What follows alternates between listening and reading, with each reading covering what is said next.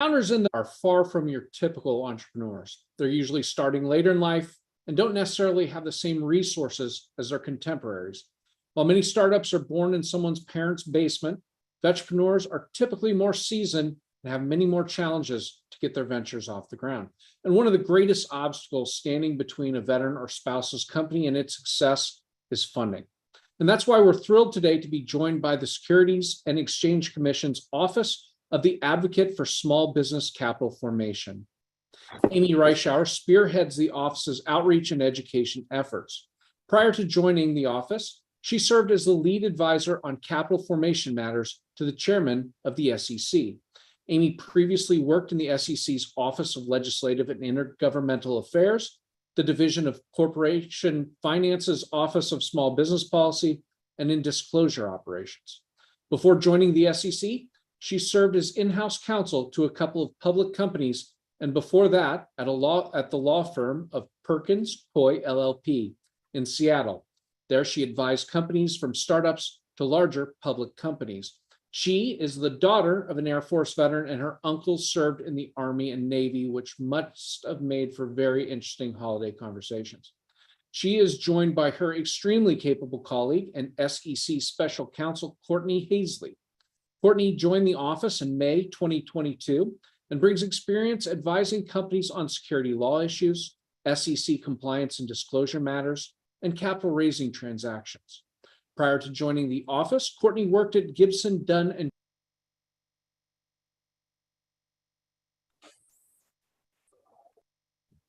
Have I been unmuted this whole time, guys? No, just a blip. Oh, okay. Back to Courtney's. Prior to that, she worked in the Division of Corporation Finance's Office of the Chief Counsel, and before that in disclosure operations for the division. Before joining the SEC, Courtney practiced law at Wilson, Sonsini, Goodrich, and Rosati, advising growth companies and investors. She is a veteran spouse, and her husband proudly served in the United States Army as an infantryman. We'll take questions following the presentations. Thank you both for joining us. I'm sorry for any names that I butchered along the way. Thanks, Dan. I think you did great. Making sure that I'm off mute. Excellent. Thanks for having us today. Thanks to everybody for joining us. As Dan said, I'm Amy. My colleague Courtney and I are in the SEC's Office of the Advocate for Small Business Capital Formation. As Dan struggled through it, and I did as well, it's one of the longest names in the agency, but we like to think that it comes with a big mission, and that's to serve folks like yourselves. Maybe you're considering applying the skills you've honed in the military to launch a business, or maybe you're already running a small business and you're looking to fund growth plans. So hopefully we can share a little bit about how we can help.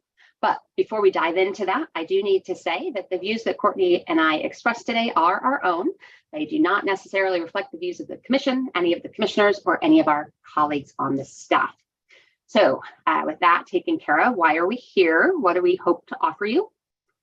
Kicking off with a long title and a disclaimer, and then announcing we're from the SEC and here to help may not be the most compelling message you've heard today, but we do mean it, and we hope to leave you here today with a sense of who we are, what we do for small businesses, and the kinds of resources that we offer entrepreneurs and their investors. So again, as Dan mentioned, while we're here, we welcome your questions, your feedback, your comments, and we'll try not to talk so long that we don't have time to answer those questions as we wrap up. So with that, I am going to share my screen. So give me just a sec here while I make sure this works. I'm going to go to here, and I'm going to share. It's always like the most nerve-wracking part, but hopefully I get a thumbs up there and it's showing. Excellent. So we already talked about who we are. I'm going to bump ahead, give a little roadmap of what we hope to cover today. So I'll start by telling you a little bit about the SEC and our office. Next, we'll walk through what we mean when we talk about raising capital from investors and when a company might be ready to raise capital. Many of you who are working on your businesses, you might be seeking grants or loans, maybe securing a line of credit. And you may be wondering if this information is really relevant at this point in your kind of business's life cycle, but we hear repeatedly from entrepreneurs who do go on to raise capital from investors that they really wish they had known more sooner. And so even if you think a seed round or taking on investors really isn't in the cards for you, or maybe not yet, we hope that what we share with you today will help you down the road if you decide to pursue something in the future, because we feel like more information sooner always benefits kind of the big picture. So we're going to share some data on what's being raised. And by that, I mean, who is raising it, so including some specific data on women and minority entrepreneurs and veterans like yourselves. We're also going to focus on how they're raising it, meaning what are the rules or the regulatory pathways that they're following to take on that capital from investors. We'll talk about some of the common challenges that we hear entrepreneurs have told us about. Dan mentioned some of them in his intro. And to end on what we hope is a high note, we'll share some tools that might help entrepreneurs kind of overcome some of those obstacles. So as we share these tools, please come back to them, visit them, give us feedback, share them with friends and colleagues in your networks. We always want to know if we're on track, if there's more we can do, if there's something we can do to improve our resources. So let's go ahead and get started. So first, who's the SEC? What does the SEC do? The SEC, the agency has a three-part mission, and that is to protect investors, to maintain fair, orderly, and efficient markets, and to facilitate capital formation. So you often hear about the SEC in the news, kind of going after Wall Street bad guys or investigating financial frauds, and that certainly reflects a large portion of what the agency does. But as I joked about earlier, and wasn't really joking, we really do want to help. The agency does more than enforce the laws. We really want folks to understand the laws and know how to comply with them, because that's really kind of essential to fulfilling that three-part mission. So turning to our office was established by Congress to serve entrepreneurs and small businesses and their investors. Our mission is essentially to find practical solutions for businesses and investors so that we can get out of the way and they can get to work building the great companies that are so critical to the economy.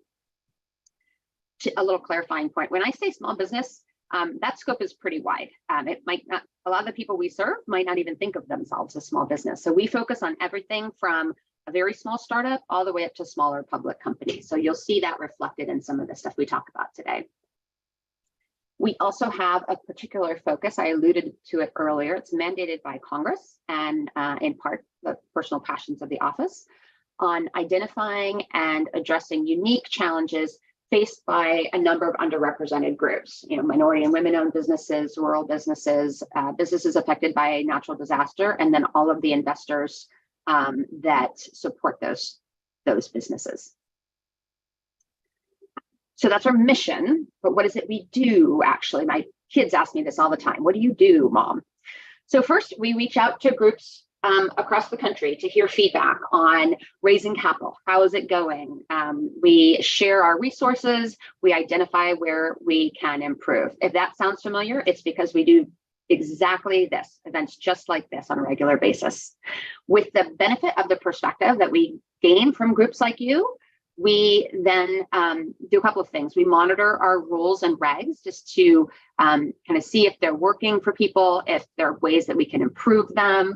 As our rules change over time, not only do we want to keep folks informed of those changes after the fact, we also seek to make sure that the voice of small businesses and their investors has a seat at the table, and that they're really brought into the SEC's rulemaking process so that their voices are heard too. And then we also recommend policy changes both to Congress and to the Commission so that we can bring the information that we gather and let the law writers and the rule writers know what we're hearing. With that, I'm going to turn the reins over to Courtney, and she's going to tell us a little bit about raising capital from investors. Great. Thank you so much, Amy. Like Amy, I'm really happy to be here with you all this afternoon. Dan alluded to this at the beginning. For me, this is personal. My husband is a veteran. When he was serving actively, I was a military wife. My family is part of this community. So believe me, I understand how important it is to provide veterans with opportunities to start their own businesses. These are often exciting new second chapters for you folks after years of military service. And likewise for military spouses and partners, being able to have your own small business can provide some professional autonomy, which is really critical, especially when families are moving around the country so frequently as duty stations change.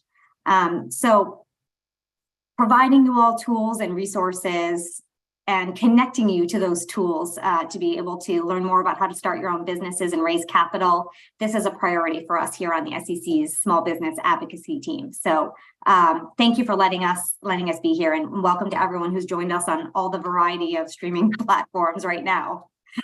I want to start with some background on capital raising. And to do that, I want to bring us up to the 10,000 foot level and take a look at capital raising generally, and that's going to provide some context for where and how capital raising from investors specifically fits in. So many of you probably know this from firsthand experience, but entrepreneurs are relying primarily on revenue from their businesses or business to fund day-to-day operations and growth. And then to a smaller degree, about 14% of entrepreneurs rely on personal funds. Now, as you can see depicted on this slide here, this pie chart, only 9% of small businesses are turning to external sources of financing. And it's by no means a level playing field when it comes to capital sources. We know this. Look, having personal funds, that's a great place to be. It's a great place to start from. It isn't the truth for many entrepreneurs. And many early stage businesses don't yet have sufficient earnings to fund their business day to day or to grow their business. So this pie that we're showing you, it might feel like a bit of a catch-22. And we also know that personal wealth dictates the financial starting line for many entrepreneurs. And what I mean by this is, if you come from a wealthy background, you're more likely to have a head start when it comes to starting your own business. So when we look here at median family net worth broken down by race and ethnicity, we see a stark difference. And that difference, it can have pretty profound impacts on minority entrepreneurs, especially, and other founders as well.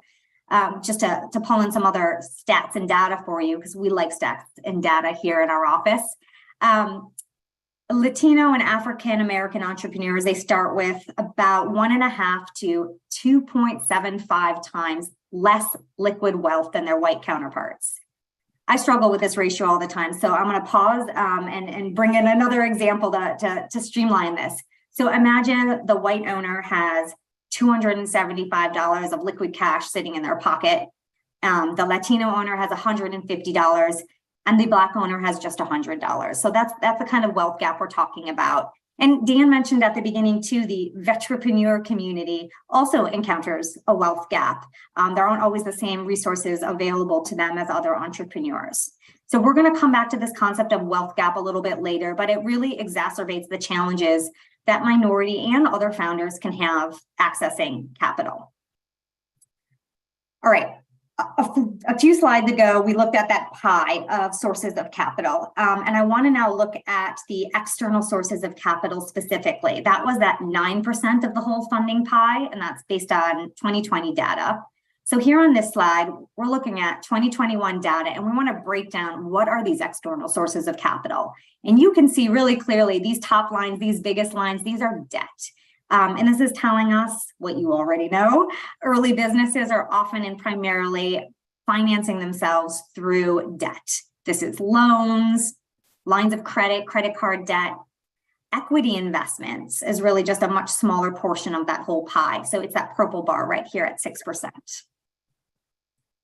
And this is because, I think we need to go, got it.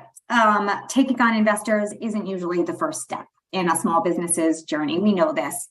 When you raise capital from investors, you're giving away effectively a portion of your company. You might hear this referred to as diluting the founder's interest in the company. And taking on investors is scary. It's hard. It's like taking on a new business partner, and there are pros and cons to weigh.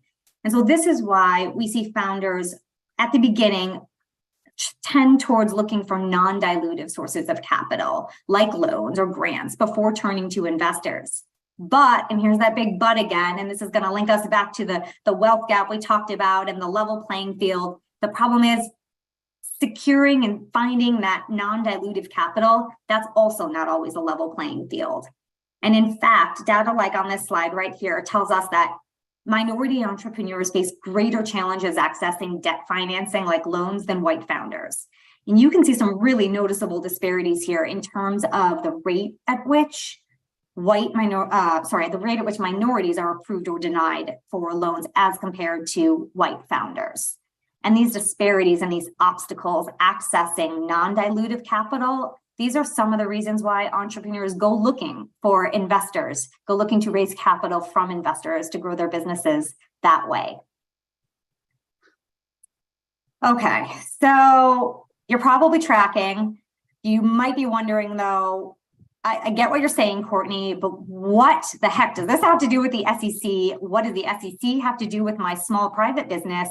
Why are Amy and I here? And these are really fair questions. And it's true that maybe at the early stages, the SEC might not seem very relevant. But as small businesses turn to raising capital from investors, that's when you might find yourself offering and selling securities to those investors in exchange for capital. And the SEC regulates securities. So there's the nexus, right? And under federal securities laws, all offers and sales of securities, they have to either be registered or conducted under an exemption from registration. This is true for companies of all size, whether you're private or public. It's true for sales to one person, sales to your Aunt Betty in California, Idaho, wherever, right? It doesn't matter. And so we're putting it on your radar because this is what really catches some folks by surprise when we go out and talk about our office. But the SEC does actually have oversight of and interest in activities of some small private companies. I used that word security a couple seconds ago, and I want to put a pin in it because it's a complicated, loaded term in the capital raising world. And like all things with our securities laws here in the US, it is not easy to define or determine what a security is, because securities laws define the term security very broadly. But some common types of securities that you're probably familiar with, you've heard of, they're in the news, right? Common stock, stock options, restricted stock, even convertible debt. Everything on this slide are samples of what's generally referred to as a security. And not all early stage capital raising or capital raising generally necessarily involves a security. So for example, we talked about it, federal grants, donations, even promotion type programs like rewards or pre-purchase of products. Those might be ways to raise capital, but they're generally not considered offers and sales of securities. But we're flagging this for you just because it's important to know when you might be dipping your toe into the offer and sale of securities world. These are, I realize, like really fundamental concepts, and we're really just scratching the surface and defining them for you at a high level. But we want you to walk away from this with a basic understanding of when you might need to turn to an attorney or advisor for some help. And this is probably also a good time to remind everyone that we will be making this presentation, these slides, available through a few different platforms after the event. So no need to, take down notes while we're talking. These definitions, these concepts are going to be there for you later. And Amy also is going to hop back on towards the end and walk you all through some of the resources that we have, which will include resources that help break down some of these fundamental capital raising concepts. Okay, we've talked about what it means to raise capital from investors. And we've talked about, through that 10,000 foot survey, why it might be that certain entrepreneurs turn towards raising capital from investors. So how do you know when it's right for your company? How do you know when your company is ready? This is a question we get all the time. And I know I like to think about it as a new adventure, right? And with any new adventure, you're going to do a lot of planning. You're going to start by asking the right questions. And so our office created this helpful mnemonic here, capital, as a way to help you all walk through some of the questions and considerations to ask. The buzzwords are all on the slide, but I think it would be great if we paused a minute here couple minutes maybe, capital's long, and just walked through what this all stands for. So C is for cap table and financials, because when you meet with potential investors, they are definitely going to want to know who owns the company. They want to want a clear sense for the company's ownership structure and also the company's financial health. A is for amount needed, because you're going to be asked and you're going to need to know how much money are you looking to raise, which leads you into P. P is for planning your use of proceeds, because the investors, potential investors, are going to want to know why you need their money and what it's going to be used for. And I is for investor strategy. Look, there are a variety of different kinds of investors out there. Some investors bring strategic industry expertise, some bring their networks, some bring both. And investors also have different levels of expectations regarding the kind of involvement they would like to have with the company. So you want to bear all that in mind when you're looking for potential investors. T is for time and resources, because this whole process of trying to find and then securing capital from investors, it is time consuming, and it might even feel like a second full-time job on top of the job you all already have of running your own businesses. So it is not for the faint of heart. So plan ahead, right? It's not a quick process. A is for accountants and advisors and attorneys too, because you're going to need the whole team, the right team of professionals to help you get through this process. And L is for long-term vision. So you're going to want to be really realistic about, again, back to potential investors. They're interested in exit, the kind of return they're looking for, and the time horizon for doing so. So this is a ton of information, but addressing these questions in advance, it can really help you be ready to raise capital. All right, so you say you're ready, you're considering bringing on new investors, and you might be wondering, like, who are they? Who do you turn to for capital? What are these buckets of investors that might be out there? And we know that for small business owners, many small business owners, you don't always have the right or any existing network to draw from. So at the earliest stages, we often see folks turning towards friends and family. And these are, thankfully, often your pretty silent partners, right? They're the easiest ones to help you get started. But if you don't have these friends and family with this liquid cash to help you loan you money to get started, we also see business owners turning at early stages to angel investors. You've probably heard this term. Angel investors are high net worth individuals. They tend to invest their own money directly into the company, and they bring valuable insight to the company too. They often invest in the earliest rounds. We call them seed stages or Series A rounds. And they might also be looking for a seat on the board. So they might be getting more actively involved in the macro direction of your company, in addition to hopefully giving you some pretty good advice about how to navigate things. Another common category of investors that we see investing in early stage businesses are venture capitalists, venture capital funds. And these funds tend to invest in growing companies across the life cycle. So from a Series A round all the way to a public offering, if that's where your company is going. They take very active roles, or they tend to take very active roles in mentoring their portfolio companies. They can bring a lot of industry expertise. They can help you leverage their network. And they also tend to repeatedly invest round to round, which is nice. So while equity capital from investors like these isn't a huge piece of the overall funding pie, it's still a significant amount of capital. So how much money are we talking about? Well, just to level set here, we've got a slide regarding angel investors and the amount of capital raised by deal count and total value. And you can see that over a 10-year history, the trajectory, it trended up, which is great. More and more money is coming from the angel investor community into small businesses. And then 2021 was just a gangbuster year. We don't have a 2022 full data yet, and trends have shifted, but suffice it to say, last year was a great year for small businesses who were looking to source capital from angel investors. And this was true. also of venture capital funds. They contributed increasing amounts of capital by deal count and value over the last, was this like 8-ish years?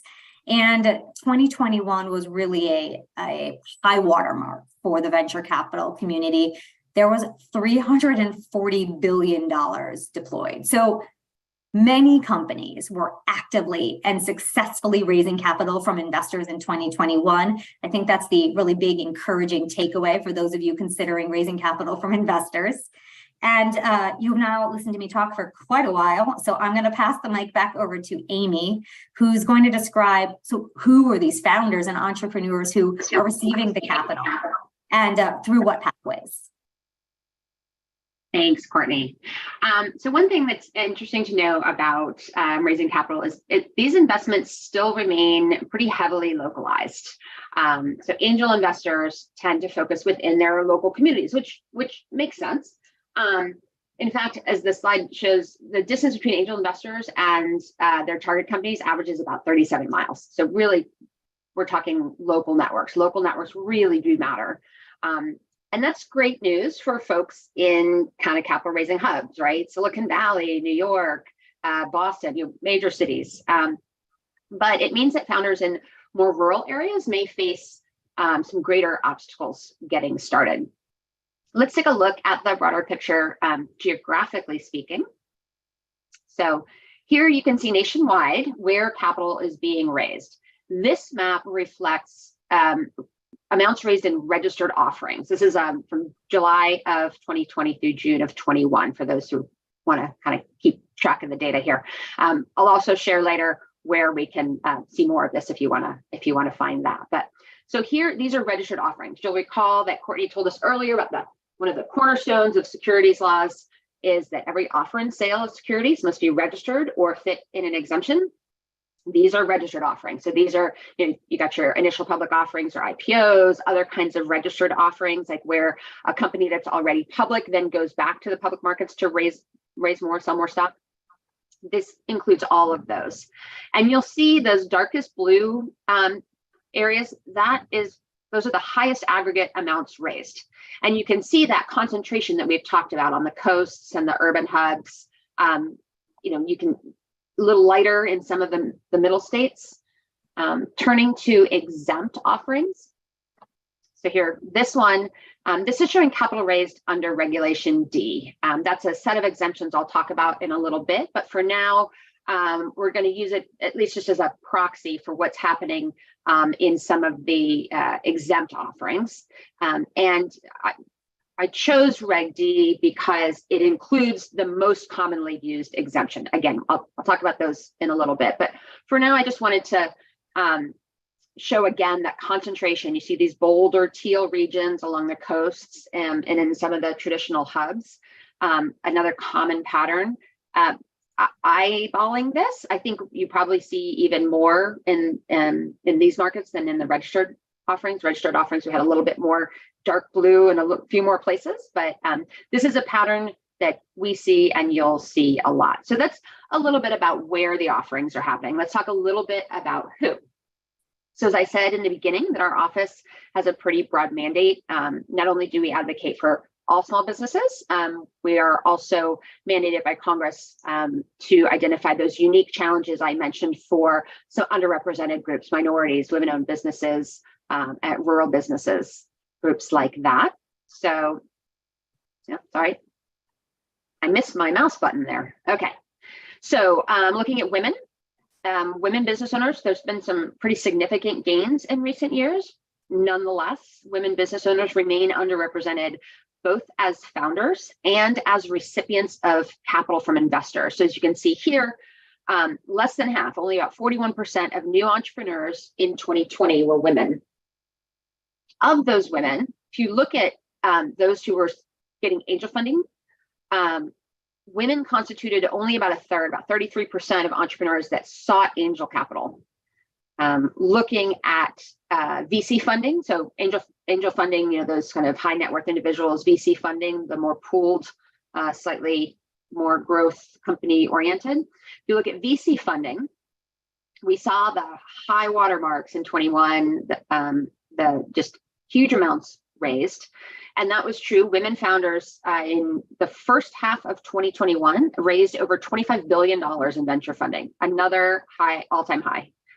However, women-founded companies raised less relative to their men-founded counterparts. So just 2.3% of venture dollars went to women-only founding teams. So you can see there are some gaps there. There's some disparity.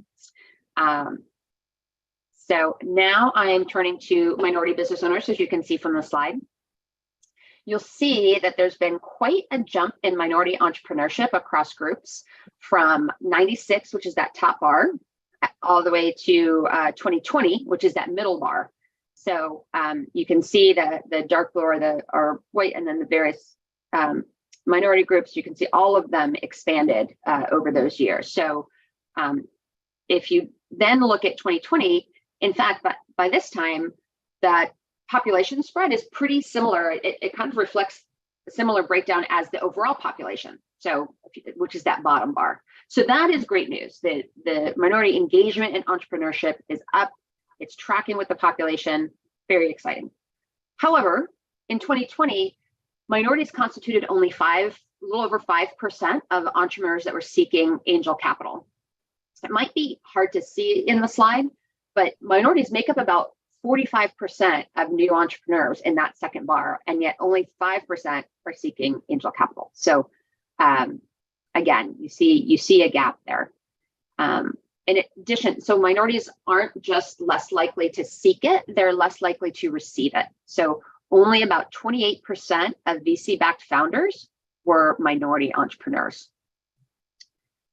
So, topic for a whole nother discussion, but whether it's a function of ongoing structural biases or other systemic issues, we just repeatedly hear that entrepreneurs face challenges as a result of what folks call pattern matching. And that's that tendency of investors to fund entrepreneurs that look like them or look like their traditional image of what a successful founder looks like. So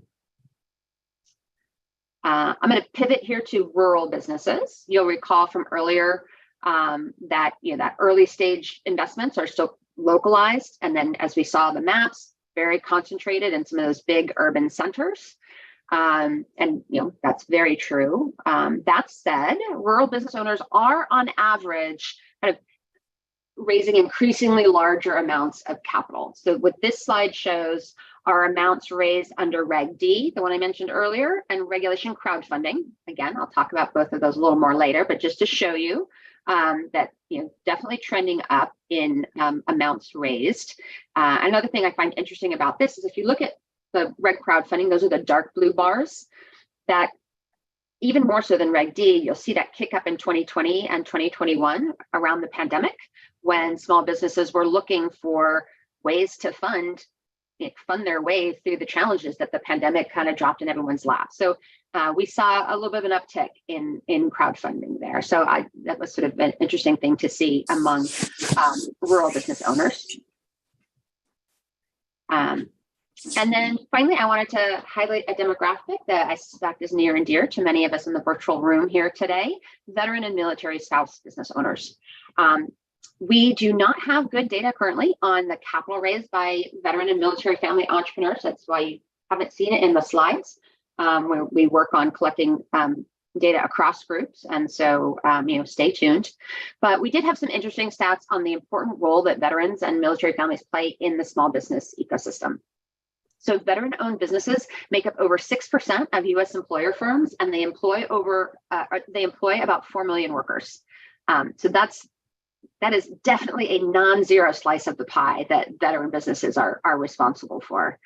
In a little bit, Courtney's going to talk about the importance of networks, and we've talked about it a little bit. And of course, it's going to be news to no one listening to me today that there's a considerable amount of networking in the veteran and veteran-connected business owner community. In fact, veteran-owned businesses are 3 times more likely to hire other veterans and military spouses than other businesses. So just a few interesting stats. That's a kind of who's raising capital and who's building businesses. Let's in addition to the who, let's look at how they're doing that. Let's take a look at the rules out there that they're following to raise that capital.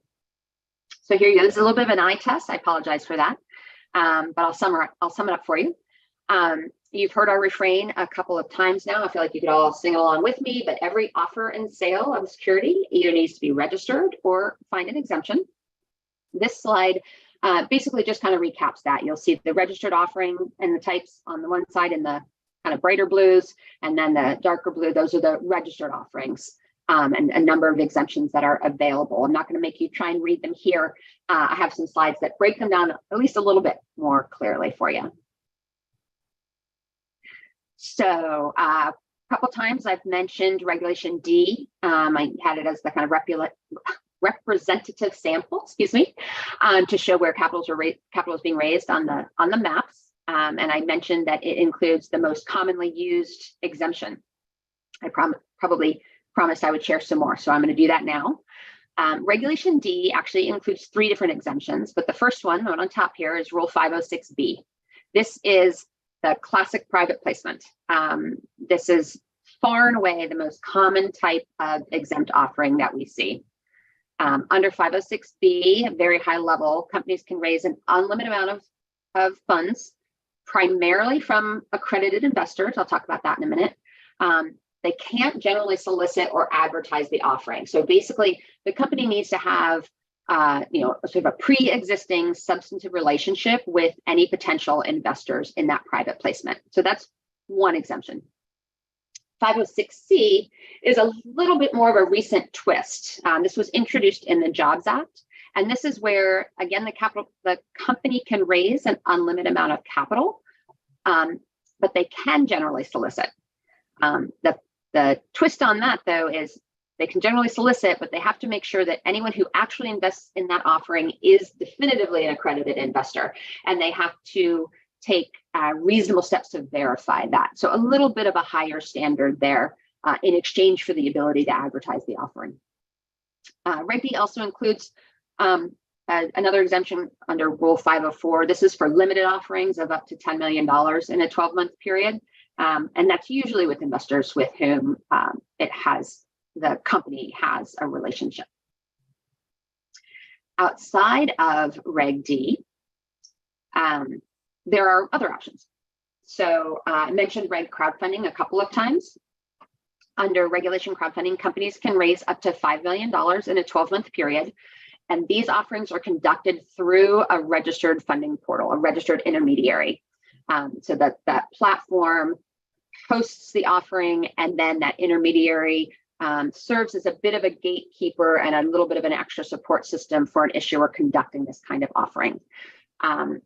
They generally can be advertised. There's a few limits in the rules, but the whole point is that you're advertising you're offering to the crowd and collecting smaller investments from a greater number of investors. There are some disclosure and filing requirements under crowdfunding, so both at the time of the offering and on an ongoing basis for a period of time. So again, you can see the exemptions balance it out. And the more you're advertising to people who might not be familiar, the more there might be some investor protections baked into the exemption. So that's kind of the thought behind it all. One thing about crowdfunding is that the crowdfunding I'm talking about here, regulation crowdfunding offerings, those are only for securities. There are lots of other types of crowdfunding that don't involve securities. And remember, Courtney talked a little bit about what is and isn't a security and when you might want to be paying attention. But there are other types of crowdfunding out there that are more rewards or donation based through platforms that you've probably heard of, like Indiegogo or GoFundMe or things like that. Those aren't relying on regulation crowdfunding because they're not issuing securities. They're not offering and selling securities. Back to that refrain we keep talking about. Another one I'll highlight here is Regulation A. That is, sometimes these are called mini IPOs. There are disclosure and filing requirements, again, both at the time of the offering and on an ongoing basis. Those requirements are not quite as sort of fulsome as an actual registered offering, but they're definitely higher than some of the other exemptions.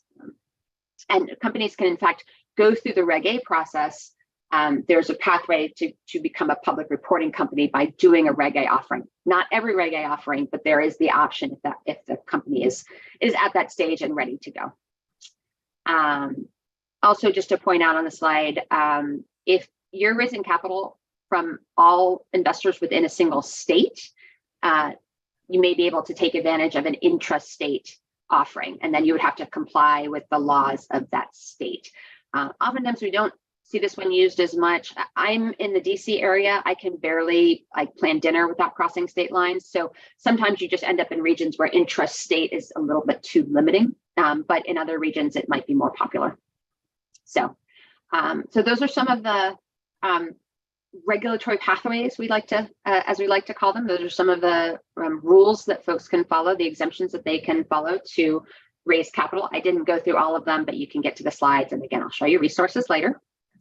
I also wanted to share, earlier we looked at where the capital is being raised, geographically speaking. This slide depicts something a little bit different. This is comparatively which offering pathways are being used. So each of these bubbles or blobs represents one of the exemptions, and they're proportionately sized for the amount of capital raised under that exemption. So the purple ones are the registered offerings, and then the navy blue are the exempt. You can see, 506B, as I said, far and away the largest.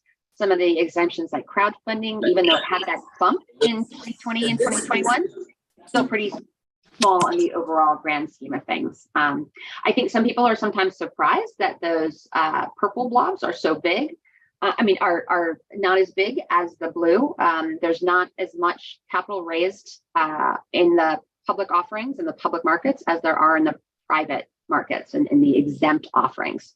So I think that sort of underscores not just why Courtney and I are here today, and why the SEC is sort of interested and invested, figuratively speaking, in the small private company, but also why it's so important for entrepreneurs like yourselves to sort of understand these rules and to have tools and resources that are accessible and can help you to kind of understand the opportunity to raise capital from investors and the obligations that come with it. I'm going to rest my voice in your ears, and I'm going to turn the mic back over to Courtney to share some of the challenges that we hear about from various entrepreneurs. Great. So one challenge is capital itself, running out of cash, the inability to raise new capital.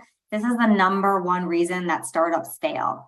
And most companies are not failing because they don't have a great idea or a great service or a product, but simply because of some of these threshold financial barriers. Another obstacle we hear about is network. And we mentioned it a few times now, peppered into this presentation, but half of new entrepreneurs are citing networks and connections as a challenge compared to just a third of more mature businesses. So if you don't have friends and family in your pocket who are in a position to invest, or your network doesn't consist of really wealthy individuals or folks with relationships to VC funds, it can be really hard to get started, to know where to start, and increasingly difficult to even navigate all these complex regulatory pathways that Amy just ran through. And we know that the networking obstacle is especially acute among minority entrepreneurs. Studies show, for example, that Black entrepreneurs they have fewer connections to VC funds and banks. And Latino entrepreneurs, they are 22% more likely than white entrepreneurs to rely on personal or family savings as a funding source. Now, hearing those things and then being reminded of what we were talking about at the very beginning, these funding, these personal wealth gaps, you can see how these factors kind of, coalesce and can really have an unfortunate impact on early stage access to capital. And finally, another challenge we hear about frequently is education, information, knowledge. And I'm talking about information and education about capital raising, right? About the meat that Amy and I are here talking about. Half of new business founders report that education is a challenge in capital raising, and That's more than twice the rate for entrepreneurs with mature businesses. So this reveals a pretty steep learning curve, in other words. So even for the most technically sophisticated entrepreneur, you could be a biotech guru or an app developer, the language of capital raising, these nuances of our federal securities laws, they can be really inaccessible. And just because someone is a great entrepreneur, has great entrepreneurial insight, doesn't mean that they're going to be naturally fluent in our securities laws, which is why we have learned, and we hear all the time, there needs to be more accessible capital raising toolkits out there to help ensure that entrepreneurs and folks like yourselves who might not be fluent in our securities laws have a place to turn to get some really important fundamental information. I hope Amy has rested her voice because she's jumping back in. We're going to take a little tour of all the resources we have available for you all that we hope will help. Yes, thank you. I'm actually going to get really brave. I know we're running a little tight on time, but I am going to switch gears. I'm going to shift from the slides to our actual site. So we have a number of resources that we have put into place for folks like yourselves, and they're all available through our capital raising hub. And the URL, if you can see it here, is sec.gov/capital raising. So hopefully easy enough to remember until you can get your hands on the slides. Here you'll find not just the resources that our office has created, but also resources that other offices across the agency have developed over the years. So it truly is a centralized educational resource for entrepreneurs and their investors. We want to make sure not only that the resources are out there, but that they're accessible, meaning like you can find them, you can understand them, you can digest them. So feel free to explore and let us know how you think we're doing. I just wanted to highlight a few of the resources that you'll find on this on the hub.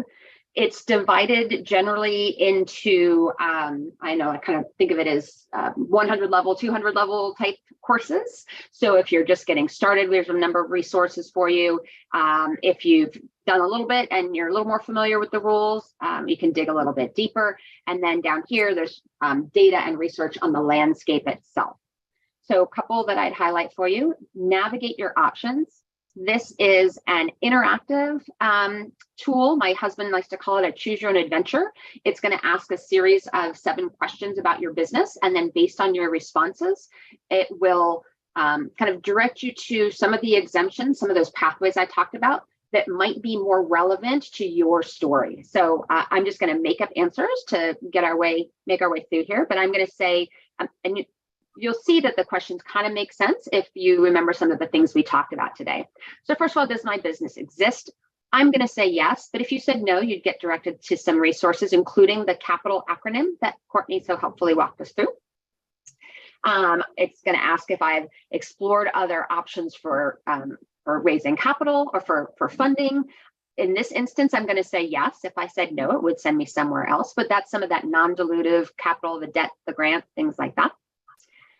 Here it's going to ask me if I've already chosen my pathway. I haven't. That's why I'm using the tool. If I had, it'll just direct me to some more resources about specific tools. Oops, that did not work. Let me try that one again. Yes, I exist. Yes, I've explored other capital. No, I have not. There we go. Sorry. Clicking too fast. So it's going to ask me how much I want to raise. Remember that some of the exemptions I talked about have limits on how much you can raise. For argument's sake today, I'm just going to say between $1 million and $5 million. And it's going to ask me how am I going to connect with my investors. Remember, we talked about general solicitation or advertising or where you couldn't. I am going to say, I don't really have a big network, so I'm going to need to find new people. I'm not going to be able to just within my network, I'm going to advertise.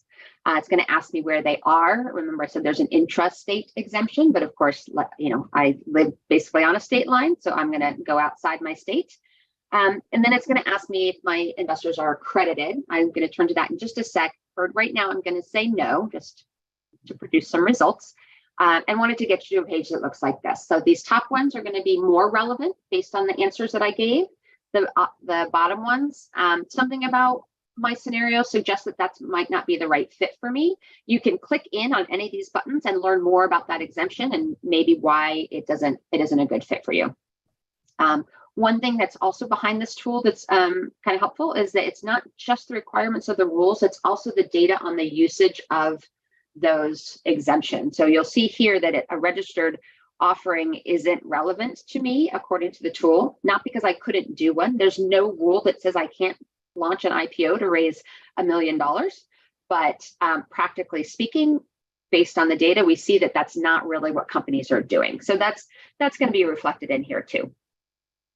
So that's our tool. I'm going to go back to the hub intentionally this time, just to point out a couple more things. We've been throwing around a lot of words. We've tried to explain some of them at a very high level, but as anyone who's launched into this space, there is a lot of jargon. So we have a glossary of terms that we call cutting through the jargon in an effort to try and make some of the language of capital raising more accessible. There are several chapters you can go through. So we have kind of curated subsets, but you can also just go to our A to Z.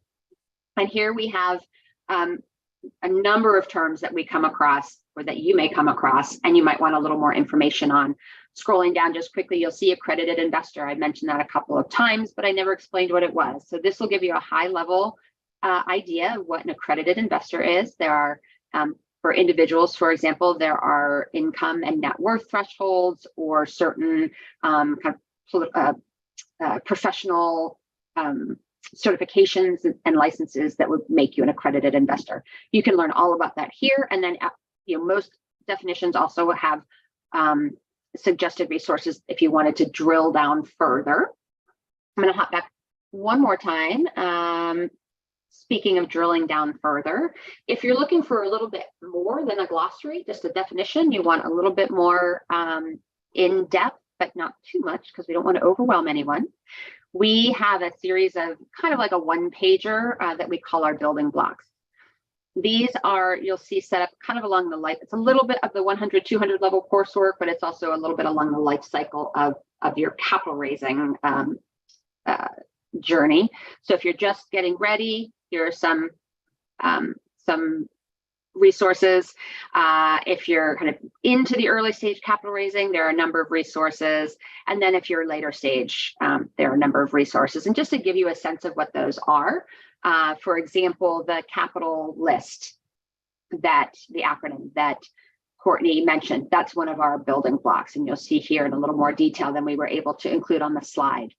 You can also, using the accredited investor example, again, you can go down here to early stage capital raising, pull this up, try that again, pull this up, and learn a little bit more about the financial criteria, the professional criteria. Those are for individuals, a little more on the on entities and how entities are considered accredited investors.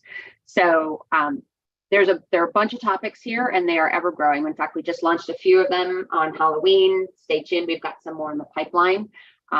This is absolutely one of those resources that exists because folks like you said they would be helpful. We were at an event like this and someone was like, this is really complicated. I just wish there was a cheat sheet. And we were like, wow, that's a great idea. Let's make some cheat sheets. And so now, I think we have about 10 of them on here. So maybe 13. So those are building blocks. That's kind of our hub. There's a lot more resources on there and I invite you to explore.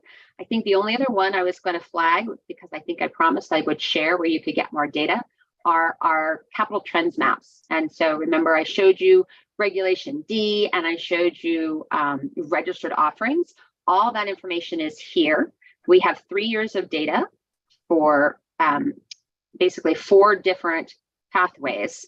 So, if you want to see what's happening in reg crowdfunding in 2021, here's reg crowdfunding. If I want to see how it looked a year ago, it'll update. So you can play with that as well. Just you can explore. If you hover over, you can see specifically like, oh, hey, I want to go see what's happening in California. It'll tell you the amount raised, the number of deals. So if you're a data head like Courtney or myself, lots of people in our office, those are also available to you. So I am in fact going to stop sharing my screen here just a moment. There, now you can see my face, because I wanted to wrap up the tour, and a couple of things. I wanted to make sure it's in the slide deck and it's on the hub, but you can always get in touch with us if if you have questions, if you have feedback on our resources. We love to hear from folks, so please do that. Whether we also, I think, have a few minutes for questions if I look at my clock right. So we're happy to take questions, and if we don't get to it today or you follow up with a question later, we'll make sure you know how to get in touch with us. Amy and Courtney, what a great job. Your website's incredible. Great resources for our folks.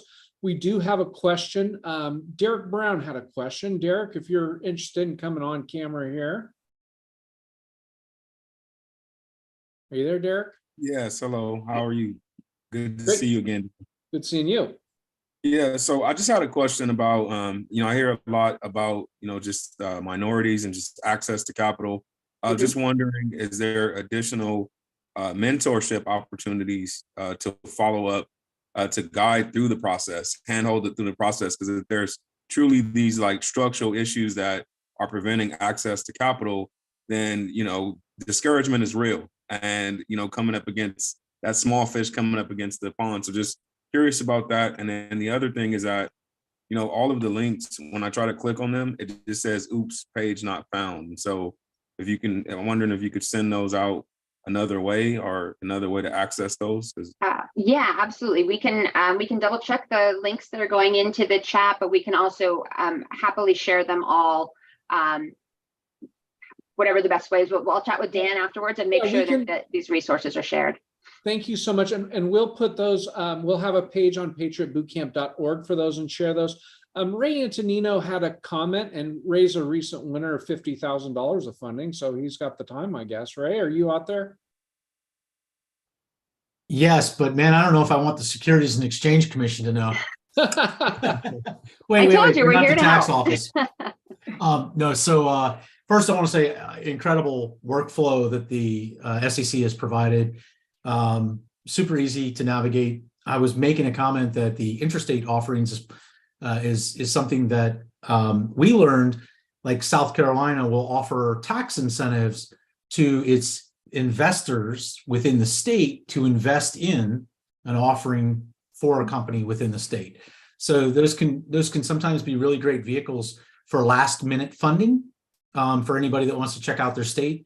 I know that that's been something that myself and others have taken advantage of, because people will have some money they need to find a home for before the end of the year. And what better than to do that through an interstate offering? That's all. And that's it. Just great website, great navigation. Thanks for this tool. I mentor a lot of people, and I'm looking forward to sharing these links with others. That's great to hear. Please share away. And then I want to say one thing on Derek's comment.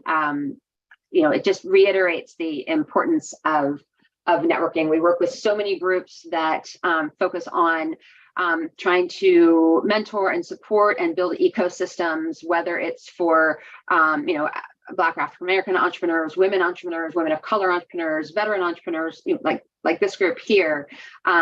We try and engage with a number of those groups. You can, I can't endorse anyone in particular. We love you all, but you can find some of those groups on our events page that's available through our homepage, which again, we'll share those links. You can kind of see what other groups we do things like this with.